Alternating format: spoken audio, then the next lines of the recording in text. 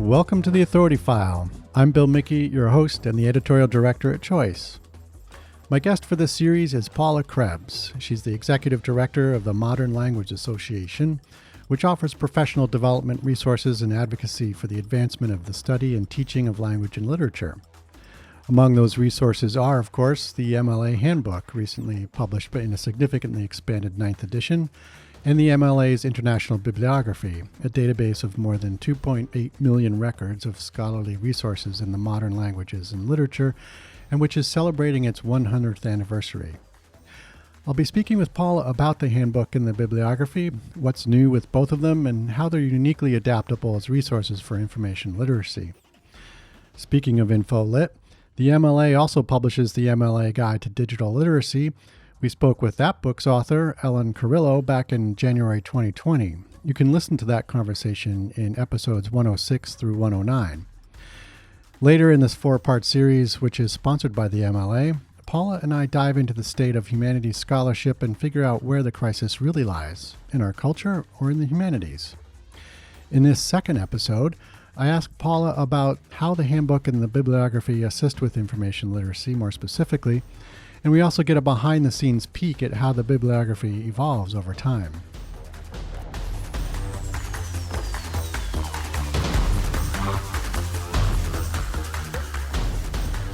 I'd like to sort of jump on the topic of information literacy real quick, and which has become an even hotter topic these days. And you're positioning both the handbook, and I should also mention the International Bibliography, which is celebrating its 100th anniversary, as important learning tools in this area. Can you talk about how they both assist in that regard?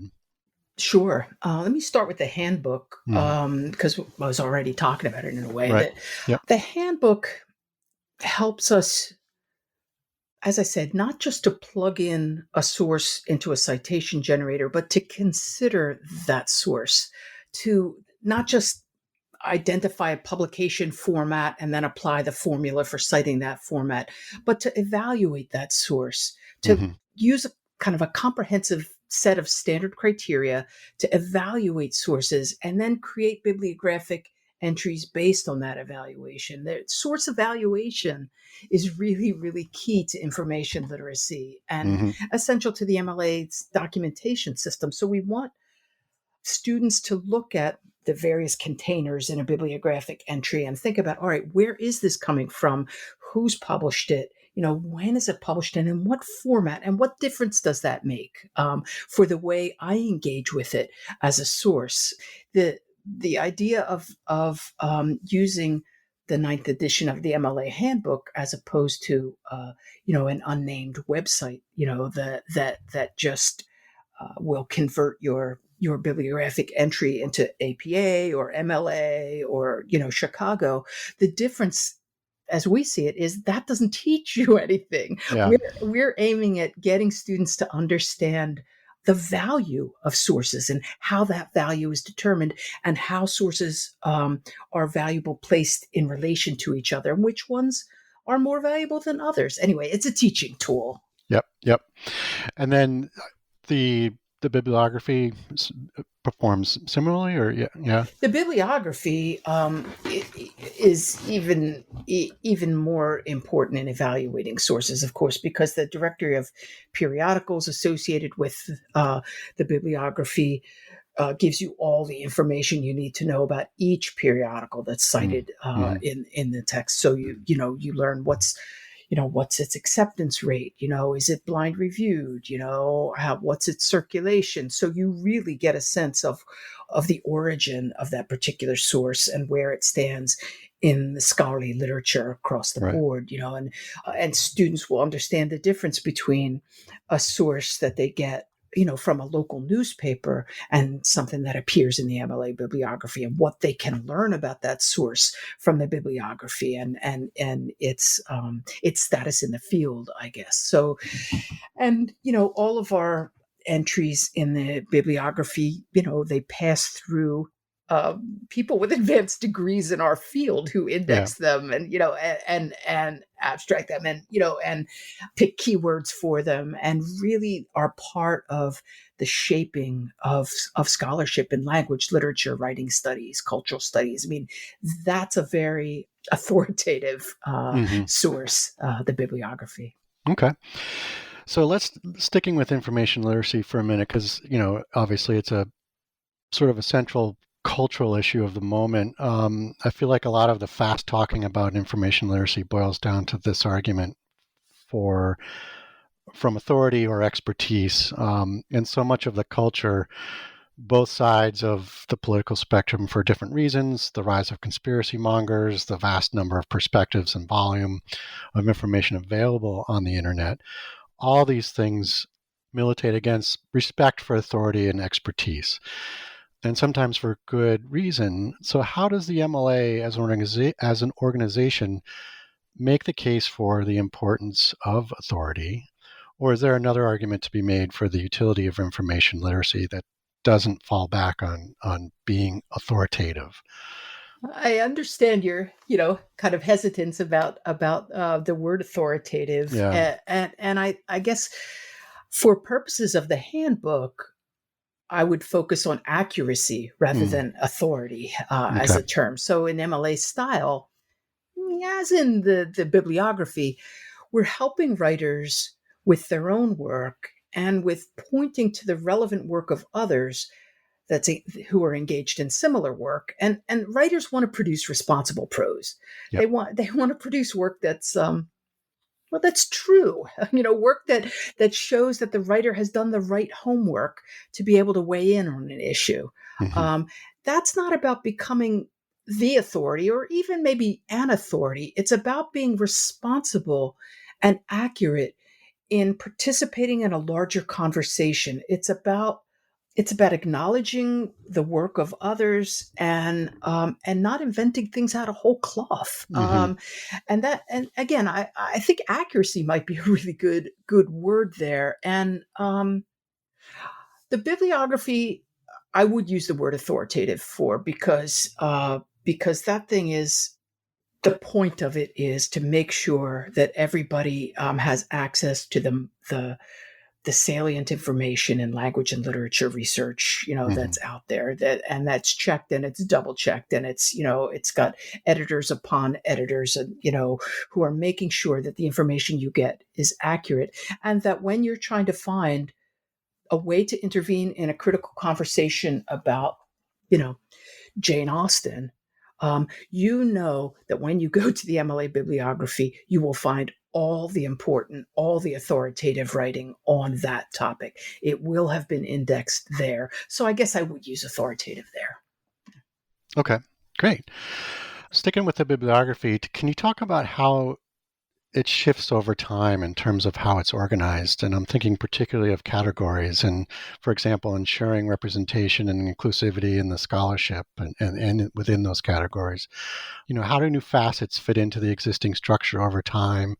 And how do you maintain continuity over time as well? Yeah, I think that's a really important aspect of the bibliography, as it is of MLA style, Yeah. that all of these are living. These are not dead objects. When I was in graduate school, you had to pull the MLA bibliography off the shelf, right? There were these books that you opened to a certain page, and only every few years did you get a new edition of it, and it was much more solid and unchanging. Hmm. So the bibliography was always revised. It was always, there were always new editions of it. But now we can revise that day. When we find a mistake, we can correct it immediately. Hmm. We add entries all the time. It's a really ever changing resource now. The indexers for the bibliography, we have professional ones on staff, and we have volunteer field bibliographers. They draw on a controlled vocabulary that's called the MLA thesaurus when they assign classifications and indexing to the publications they're covering. Our thesaurus editors, in collaboration with subject experts on the staff and out in the field, they establish descriptors by verifying against existing authority files like the Library of Congress, Hmm. and references with publications that we're indexing. Wherever possible, the editors themselves, they link the descriptors that we use to one another, and they weaving them into a kind of a semantic network or an ontology of descriptors across all of our thesaurus files. It's a tricky business, and it's a human business. So I think last time we spoke, you used the Middle East as sort of a category term that has some different uses within the bibliography. Can you kind of dig into that a little bit? Sure. We have, I mean, our staff is made up of multilingual, as you can imagine, specialists with all kinds of advanced degrees in language and literature and folklore and linguistics. And those folks help us to understand changes in terminology, Mm, changes in classification and categorization that we need to respond to in the bibliography. Because that stuff, it changes all the time. It's a very dynamic, process. So we monitor those changes, whether it's around issues of gender, sexuality, whether it's about other kinds of community titles. So, for example, we're always on the lookout for self-naming versus outsider naming mm, issues in terms for groups and for languages, right? So we shifted our preferred form from, quote, Winnebago Indians, end quote, to Hokaak Indians about 20 years ago. That was because the the form preferred by the group itself was Hokaak, mm. and Hokaak Indian was the term preferred. So, we use the term that's preferred by the group to which we're referring. At the same time, the former term is still available to guide searchers. It doesn't disappear because it is in sources previous to that time. Right. But the latter term represents the form that's preferred by the group itself. Regarding Middle East in particular, we don't use it as a geographic term because its geographic sense, it really wanders quite a bit. Right. Different people use it in different ways, but it is a valid concept in scholarly literature where it appears in both critical and uncritical contexts, meaning some scholars will use it and assume their readers know what's being referred to, Hmm. while others are going to define it, unpack it, or even reject it. So you're not going to find it in the folklore classification, where we have a really well articulated geographic taxonomy that's based on continents, regions, and nation states in Hmm. historical periods. But you might find it in the literary contexts. And we have an established term for a field of study that's called Middle Eastern Studies, because scholars and institutions use that term to talk about what they do. So it's always changing. Yeah. It's fascinating. Yeah. Yeah. And this actually segues nicely into my next question, and I think kind of answers itself based on what you've just said. But, why is it so important to have a human curated index? Hmm. You Hmm. know, the we see or hear so much nowadays about, artificial intelligence and how that's, Yeah, yeah, creating taxonomies and so on. And yeah. but in this case, it sounds like your indexers allow you to kind of pivot and change really organically along the way. Yeah, they really do. We're always monitoring the AI. We're always looking to see whether there are quicker ways to do Mm, what we do, right. but we haven't found a better method than a human method for what we do for monitoring things like so.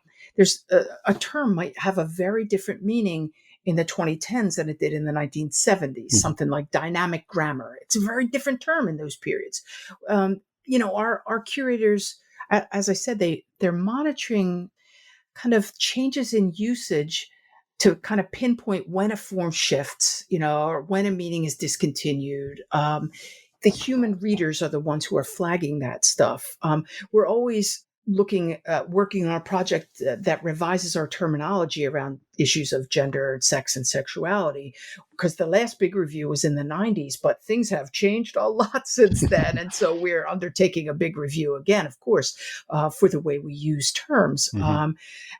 And as I said, you've got the endonyms, the self names versus the exonyms, the outsider names that you're always having to try to balance, as well as how you refer to a scholar whose name has changed over time. It's one thing for a scholar who changed a name when getting married, for example, Right. and you have an old name that's still out there that you can refer to. But with a transgender author, that previous name has a whole different valence, and changes have to be made that reflect the cultural understanding Hmm. of naming. Yep. Anyway, Yeah, that's it's great. human. Yeah. Yeah. Yeah. Um, last time we spoke, you said there used to be sort of this expectations that users had to figure out how to use a bibliography on their own. But since then, you've kind of changed that perspective, and I'm wondering if you can talk a little bit about the resources available that the MLA has developed to support users in their use of the bibliography. Yeah, I mean those days when I pulled the volume off the shelf in the reference room at the library and had to figure out what's the best way to figure out these cross references, or how to find what century was this author in. Those days are gone. I mean, we really we're offering a lot more supports to users, especially to student users, for the bibliography. So lots of instructors in the US and abroad, interestingly enough, have been using the bibliography in their curriculum, using searches in the database to stimulate classroom discussion, to help with information literacy, showing these searches live in the classroom.